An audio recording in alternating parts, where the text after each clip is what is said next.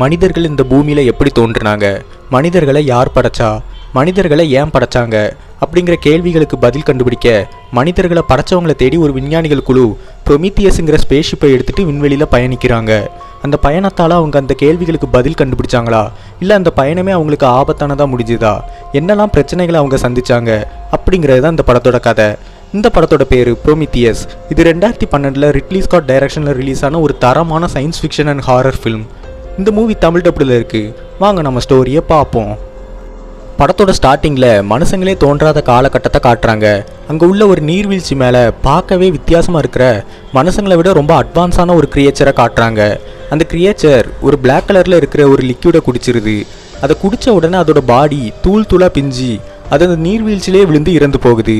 இறந்து போன அந்த கிரியேச்சரோட பாடியிலிருந்து புது உயிரினங்கள் தோன்றி பல வருஷங்கள் கழித்து மனுஷங்க தோன்றுறதுக்கு அதுவே காரணமாக அமையுது.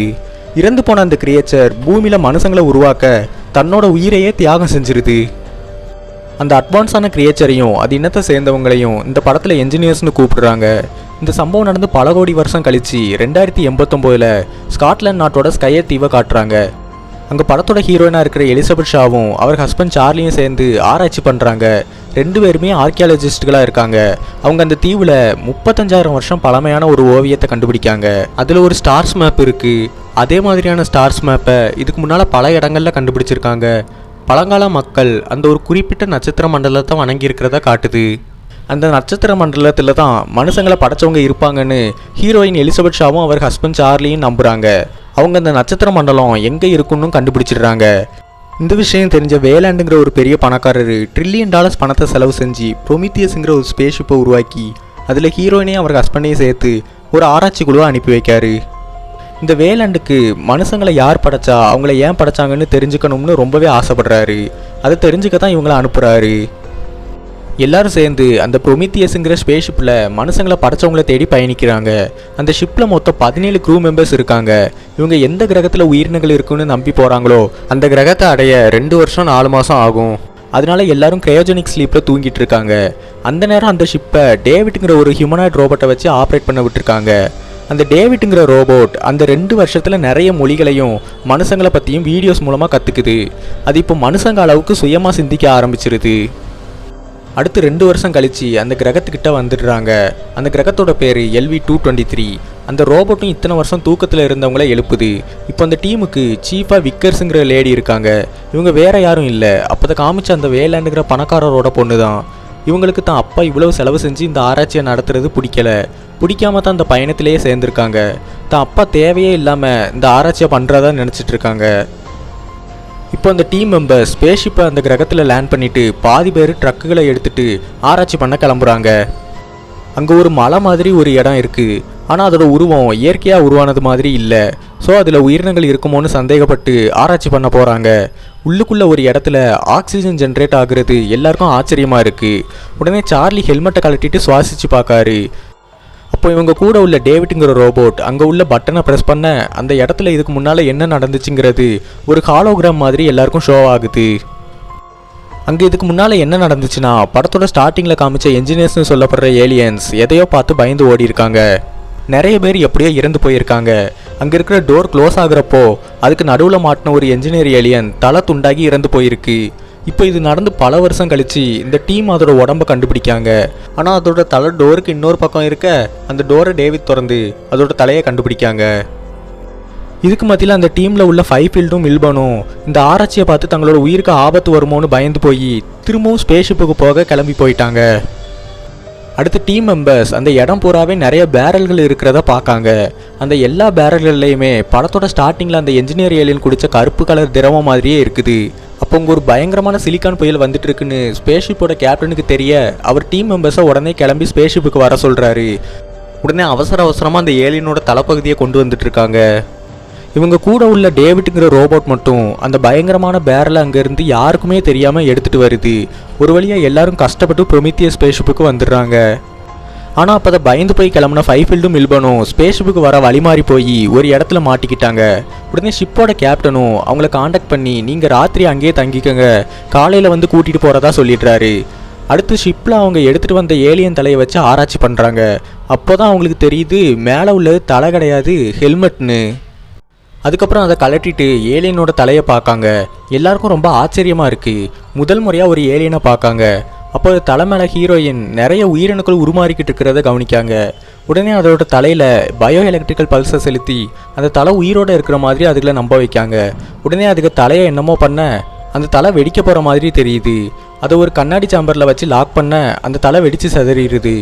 ஆராய்ச்சிக்காக அதுலேருந்து சாம்பிளை எடுத்து ஹீரோயின் டெஸ்ட் பண்ணிட்டு இருக்காங்க. அந்த ஏலியனோட டிஎன்ஏ மனுஷங்களோட டிஎன்ஏவோட மேட்ச் ஆகுது. அதாவது அந்த ஏலியன்ஸ்கிட்ட இருந்து தான் மனுஷங்க உருவானாங்கன்னு காட்டுது. இன்னொரு பக்கம் அந்த டேவிட்டுங்கிற ரோபோட் ஹீரோயினோட ஹஸ்பண்ட் சார்லிக்கு அது கொண்டு வந்த கருப்பு லிக்யூட ட்ரிங்க்ஸில் கலந்து கொடுத்துருது. இந்த விஷயம் தெரியாமல் அவரும் அதை குடிச்சிட்டு அன்னைக்கு நைட் ஹீரோயினோட ஃபிசிக்கலாக ஒன்றா இருந்துடுறாரு.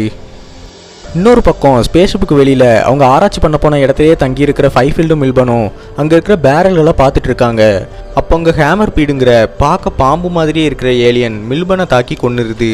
ஃபைஃபீல்டு அங்கே உள்ள அந்த பிளாக் லிக்விட் மேலே விழுந்து இறந்துடுறாரு. அடுத்து காலையில் விடியுது.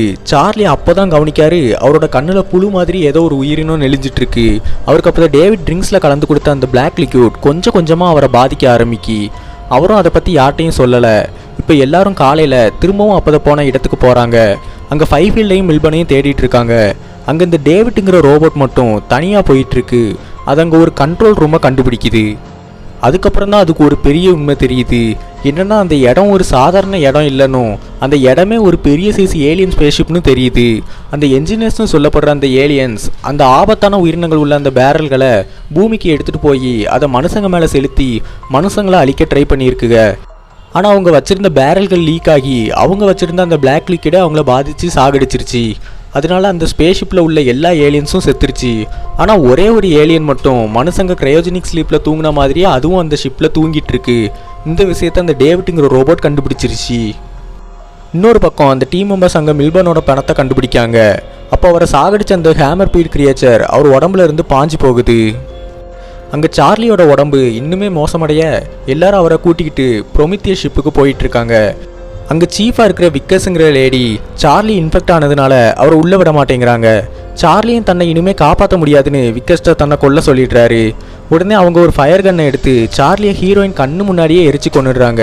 ஹீரோயினால் தடுக்கவே முடியலை. சார்லியை நினச்சி கதறி அழுது அங்கேயே மயக்கம் போட்டுடுறாங்க. அவங்கள மீட்டு ஷிப்புக்கு கூட்டிகிட்டு போயிடுறாங்க. அங்கே அந்த டேவிட்டுங்கிற ரோபோட் ஹீரோயினை ஸ்கேன் பண்ணிகிட்ருக்கு. அப்போ தான் தெரியுது இப்போ ஹீரோயின் கர்ப்பமாக இருக்காங்கன்னு. டேவிட் பார்த்துட்டு ஹீரோயின்ட்ட இது 3 மாதம் கர்ப்பம் மாதிரி தெரியுதுன்னு சொல்கிறான். ஹீரோயினுக்கு பெரிய ஷாக்கு. உடனே அவங்க டேவிட்ட நாங்கள் 10 மணி நேரத்துக்கு முன்னால் தான் ஃபிசிக்கலாக ஒன்றா இருந்தோம், 3 மாதம் கர்ப்பமாக இருக்க வாய்ப்பே இல்லைன்னு சொல்ல, அப்போ தான் டேவிட் சொல்கிறான் இது மனுஷ இனத்தை சேர்ந்த கருவே கிடையாதுன்னு. அதை கேட்ட ஹீரோயினுக்கு தலையே சுற்றிடுது. அப்போ தான் சார்லி உடம்புல இருந்த அந்த கிரியேச்சர் தான் இப்போ ஹீரோயின்ட்ட வளர்ந்துட்டுருக்கு. அது மனுஷங்க மாதிரி இல்லாமல் ரொம்பவே வேகமாக வளர்ந்துட்டுருக்கு. அதை கலைக்கணும்னு ஹீரோயின் சொல்ல டேவிட் அபார்ஷன் பண்ண தெரிஞ்ச யாரும் ஷிப்பில் இல்லைன்னு சொல்லிடுறான். அப்போ ஹீரோயினுக்கு பயங்கரமாக வழி வர அவங்களுக்கு மயக்க மருந்து கொடுத்து டேவிட் படுக்க வைக்கான். மயக்கத்தில் உள்ள ஹீரோயினை திரும்பவும் கிரையோடெக்கில் தூங்க வைக்க கூப்பிட்டு போக வந்திருக்காங்க. அப்போ திடீர்னு ஹீரோயின் கண்டுபிடிச்சி அவங்க 2 பேரையும் அடித்து போட்டுட்டு போயிடுறாங்க. அங்கே ரொம்பவே அட்வான்ஸான ஆப்ரேஷன் பண்ணக்கூடிய ஒரு ஏஏ சர்ஜரி மெஷின் இருக்குது. அந்த மெஷினை யூஸ் பண்ணி ஹீரோயின் தனக்குத்தானே ஆப்ரேஷன் பண்ணி அந்த ஏலியன் கிரியேச்சரை வெளியே எடுத்துடுறாங்க. அந்த கிரியேச்சர் ரொம்பவே ஆக்ரோஷமாக நடந்துக்கிடுது.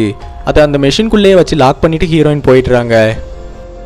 அடுத்து அங்கே வெளியிலேருந்து இறந்து போன ஃபைஃபீல்டோட மானிட்டர்லேருந்து சிக்னல் வர கதவை திறந்து பார்க்காங்க. அங்கே வெளியே ஃபைஃபீல்டோட உடம்பு கிடக்கு. அது திடீர்னு சாம்பி மாதிரி எழுந்திருச்சு டீம் மெம்பர்ஸை தாக்குது. அதுகிட்ட கஷ்டப்பட்டு டீம் மெம்பர்ஸ் சண்டை போட்டு அதை சாகடிச்சிடுறாங்க. இன்னொரு பக்கம் ஹீரோயின் கஷ்டப்பட்டு தள்ளாடி வராங்க. அப்போ தான் அங்கே கவனிக்காங்க அங்கே ஒரு ரூமில் இவங்களை அனுப்பி வச்ச அந்த வேலாண்டுங்கிற பணக்காரர் இருக்கார். அவர் யார்ட்டையும் சொல்லாமல் சீக்ரெட்டாக அந்த ஷிப்பில் ட்ராவல் பண்ணியிருக்காரு. அவர் ஹீரோயினை பார்த்து பேசிகிட்டு இருக்காரு. அவர் மனுஷங்களை படைச்ச அந்த ஏலியன்ஸை பார்க்கணும்னு ஆசைப்படுறாரு. டேவிட் ஹீரோயின்ட்ட அப்போ தான் ஒரே ஒரு ஏலியன் இன்னும் அங்கே உயிரோடு தூங்கிட்டு இருக்குன்னு சொல்கிறான். இப்போ எல்லாரும் அந்த ஏலியனை பார்க்க போகிறாங்க. அந்த இடத்துக்கு வந்த உடனே ஹீரோயின் அந்த என்ஜினியர்ஸுங்கிற ஏலியன்ஸ் அந்த பிளாக் லிக்விடை பூமிக்கு கொண்டு போய் மனுஷங்களை அழிக்க ட்ரை பண்ணியிருக்காங்கன்னு டேவிட் சொல்லி தெரிஞ்சுக்கிட்டுறாங்க.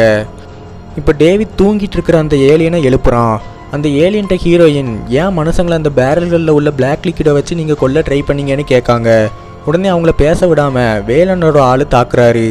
டேவிட் அந்த ஏலியன்ட்ட தாங்க எதுக்கு வந்தோம்னு அவங்க லாங்குவேஜில் சொல்ல ட்ரை பண்ணுறான். அப்போ திடீர்னு அந்த ஏலியன் டேவிட்டோட தலையை பிச்சு போட்டுட்டு எல்லாரையும் தாக்குது.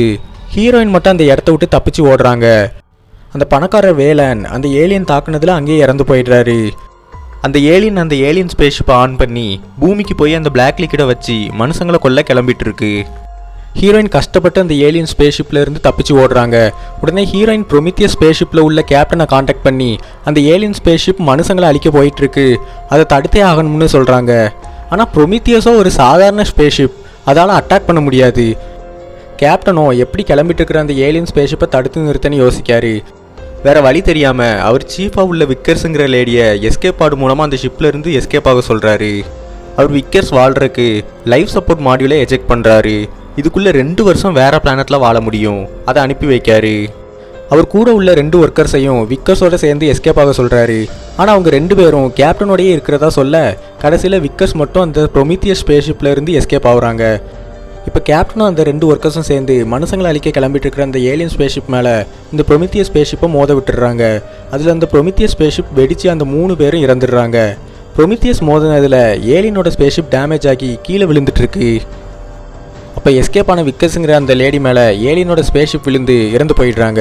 அப்போ ஹீரோயினும் அங்கே தான் இருக்காங்க. ஒரு சின்ன கேப்பால் அவங்க ஸ்பேஸ்ஷிப் விழுந்ததில் இருந்து பிழைச்சிக்கிடுறாங்க. ஹீரோயினோட ஸ்பேஸ் சூட்டில் ஆக்சிஜன் தீர்ந்துட்டு இருக்கு. உடனே அவங்க அங்கே கிடக்கிற இவங்க வந்த ப்ரொமித்தியஸ் ஸ்பேஸ்ஷிப்போட லைஃப் சப்போர்ட் மாடியூல் பகுதிக்கு போய் சுவாசிக்காங்க. அங்கே பார்த்த ஹீரோயின் ஒரு ஏலியன் கிரேச்சரை பெற்றெடுத்தாங்கல்ல, அது அங்கே தான் இருக்குது. ஹீரோயின் ஒரு கோடாரியை எடுத்துகிட்டு போயிட்டுருக்காங்க. அது ஒரு ரூமில் இருக்குது. அந்த ஏலியன் பேர் ட்ரைலோபைட். அப்போ திடீர்னு அந்த டேவிட்டுங்கிற ரோபோட்டோட தலை ஹீரோயினை காண்டாக்ட் பண்ணி அந்த இடத்த விட்டு வெளியேறுங்க, அப்போ அதை கிளம்பி போன ஏலியன் வந்துட்டு இருக்கான்னு சொல்லுது. அந்த ஏலியன் உள்ளே நுழைஞ்சி ஹீரோயினை தாக்குது. உடனே அவங்க அப்போ தான் பெற்றெடுத்த அந்த ட்ரைலோபைட் ஏலியனை திறந்து விட்டுறாங்க. அந்த ட்ரைலோபைட் ஏலியன் இந்த என்ஜினியர் ஏலியனை கொடூரமாக தாக்கி கொண்டுருது. அங்கேருந்து ஹீரோயின் எஸ்கேப் ஆயிடுறாங்க. எல்லாரும் இறந்ததை நினச்சி ஹீரோயின் கதறி அழுதுட்டு இருக்காங்க.